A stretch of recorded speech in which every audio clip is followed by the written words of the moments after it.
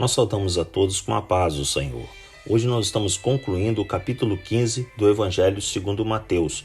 Do verso 32 ao 39 nós meditaremos. O nosso tema, a segunda multiplicação dos pães.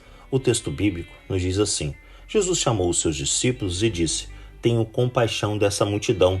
Já faz 3 dias que eles estão comigo e nada têm para comer. Não quero mandá-los embora com fome, porque podem desfalecer no caminho. Os seus discípulos responderam: Onde poderíamos encontrar, neste lugar deserto, pão suficiente para alimentar tanta gente? Quantos pães vocês têm? Perguntou Jesus. 7, responderam eles, e alguns peixinhos. Ele ordenou à multidão que se assentasse no chão.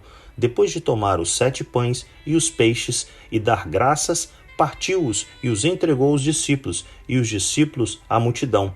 Todos comeram até se fartar, e ajuntaram 7 cestos cheios de pedaços que sobraram. Os que comeram foram 4.000 homens, sem contar mulheres e crianças. E havendo despedido a multidão, Jesus entrou no barco e foi para a região de Macadã. Meus amados, após curar os enfermos, o Senhor percebeu que a multidão ali presente estava com fome.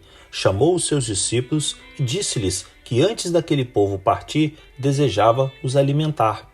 Lá estavam novamente Jesus e os discípulos em um lugar deserto, sem condições humanas de alimentar aquele grande número de pessoas famintas, com somente 7 pães e alguns poucos peixes. Um fato que é muito parecido com a primeira multiplicação dos alimentos que meditamos em Mateus 14, de 14 a 21. Mesmo tendo testemunhado o milagre anterior, os discípulos aparentemente se esqueceram e responderam ao Messias que não sabiam como resolver aquele problema. Foi então que o Senhor mandou que o povo se assentasse, pegou os alimentos, agradeceu a Deus, partiu-os e deu aos discípulos, e eles à multidão. Os 4.000 homens, mais as mulheres e crianças, só foram dispensados pelo Senhor depois que comeram até se fartarem, e sobraram ainda 7 cestos cheios de pedaços de pão.